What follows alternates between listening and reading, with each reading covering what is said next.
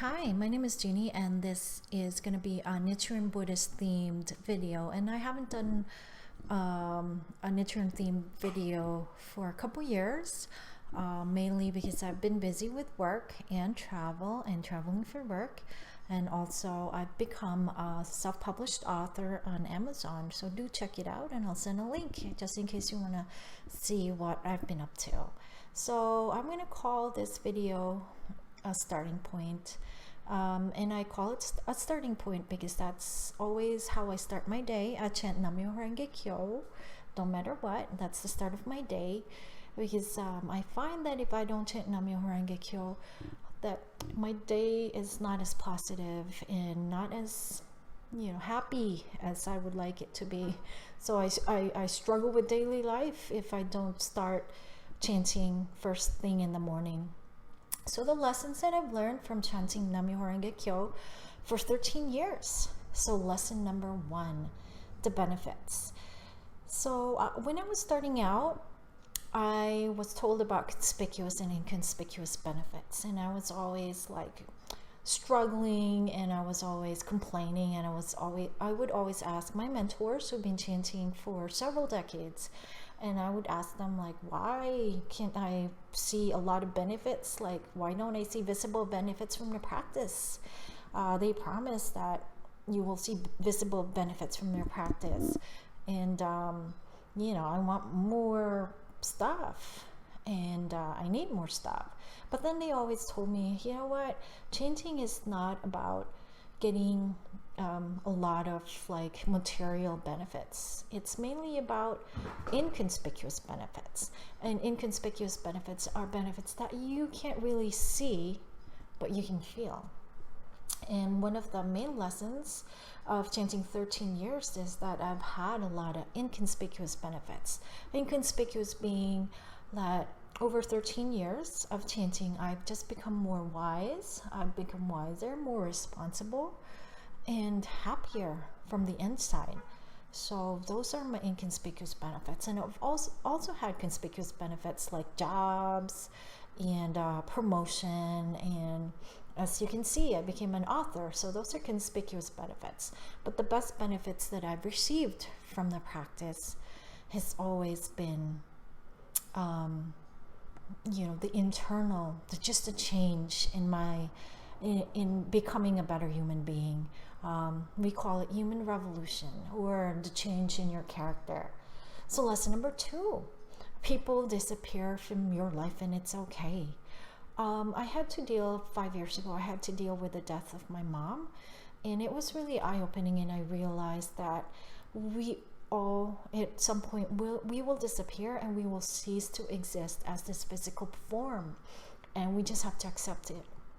And it's really painful when someone in your family and someone you love dies, but we all go through that. And one of the main lessons that I learned is that life is really precious, and we should be grateful. And I know it's a cliche, but as a Nichiren Buddhist, I realize this more and more, that we really have to be grateful each moment that we're alive, because it means that there's one more day that we can go after our dreams, or one more day that we're living our dreams, and one more day to be really happy from the inside, as well as from the outside, but mainly from the inside. And I'm not just talking about physical disappearance, but also, or death, but people disappearing from your life, that people just opt out and they just go away and they disappear, and they just continue on with their journey, and unfortunately it's like separate ways, or you go on different journeys and stuff like that. And it's okay. People that are not meant to be in your life are not going to stay.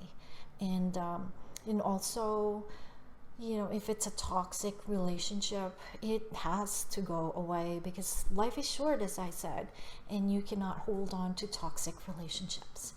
And that's okay. Now, lesson number 3 is that I somehow land on my feet. So I've had like a couple close ones but somehow I managed to land on my feet. I literally fell, hit my face, and had like a mild concussion, but I'm okay. And I've made mistakes, and I'm okay. I somehow landed on my feet, and that's because I chant Nam Myoho Renge Kyo. Lesson number 4: you cannot look at the benefits of chanting by, looking at what you don't have, but it's looking at what you've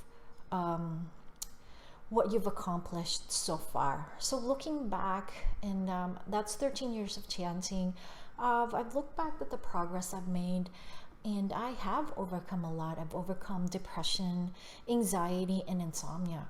So I was like, before I chanted, I was depressed for many years because I was just frustrated with my life. When I started chanting, my depression disappeared, and I don't know, I can't explain it.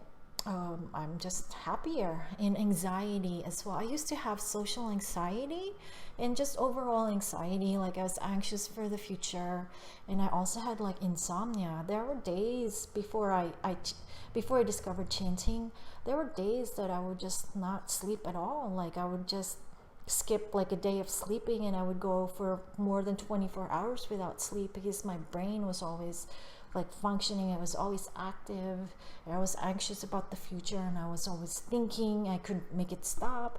When I chanted, of course it didn't happen right away, but after 13 years of chanting, I have the most restful sleep. I may get anxious from time to time, but maybe it lasts a couple minutes, and then I'm okay. That's that's the best benefit so far, that I'm not anxious, and I'm not I don't know, I can't explain it. I'm just calm and accepting and just happier. Lesson number 5: happiness is not outside of yourself.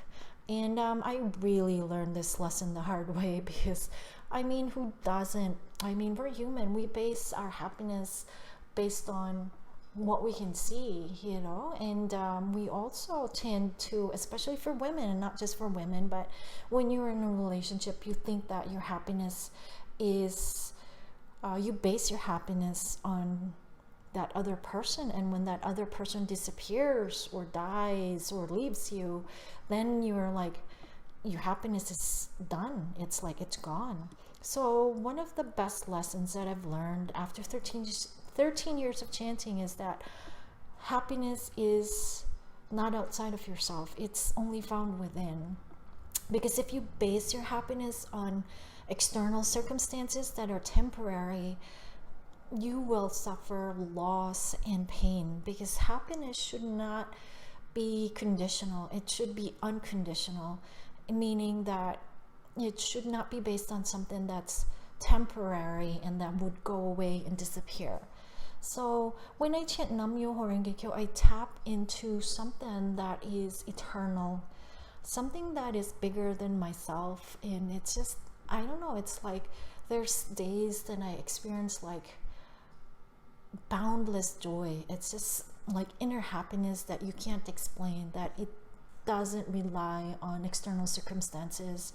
And it's just that internal fortitude and strength and happiness. And I don't know, you just gotta chant to be able to experience it, because I cannot explain it. It's just happiness from within, and then that you're happy no matter what, and you might be in a situation that you've created that you don't like, but at the end of that, when you overcome that obstacle, that you're just so happy, and you have so much life force, and it's different. And that's the best lesson, I guess, that happiness is internal. Happiness is something that's within yourself, and something that other people cannot give you, and it shouldn't be conditional. It's just unconditional happiness. And I've only experienced that when I started chanting. Lesson number 6: the world will change if you change first.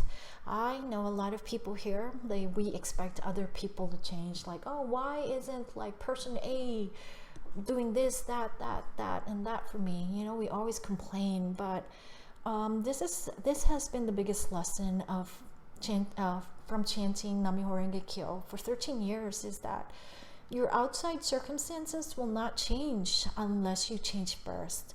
An example of this is that there's people that will leave a relationship and will move on to the next, thinking that, oh, this is going to be a better relationship. But over the course of months, weeks, or years, depending, it's still the same relationship, because it's essentially you are escaping from your own issues and bringing those issues with you onto the next relationship. Same with your workplace as well. You always complain about like a crappy boss, and you leave work, or you leave this job and you find another job, and after several weeks, months, or years, you're still in that same situation, because it's really you. You're creating those circumstances. You carry your issues with you. It's like a backpack. Your issues, your karma, your beliefs, you're carrying it with you. And once you realize that you're the one that's controlling and creating it, that unless you realize that, you will not have true change.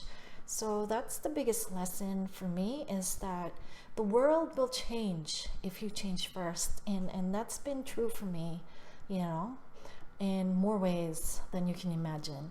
Lesson number 7. Chanting is all about changing your life condition, or chanting should mainly be about raising your life condition. And it took me a while to realize this, that chanting should be the starting point in your day, meaning that you should chant to elevate your life condition, your vibration frequency, your operating system, your conditioning. You chant to be able to elevate your awareness and your consciousness first thing in the morning, so that the whole day has value and it's positive, and it's bringing you closer and closer to your ideal life. So chanting is all about raising your life condition. What does that mean? Life condition is from a state of, using me as an example, so I used to live in a state of hell, anger, hunger, depression. You're depressed, and when you chant, it's like things change. You're not static. You're moving forward. So when you chant, you somehow find the positive in everything, and that's been my experience so far of chanting. That no matter how vile or desperate or negative the situation is, as long as I continue to chant, I always found something positive about it. I always turn it into a positive. I transform a situation and turn it into a positive. And that's been really important.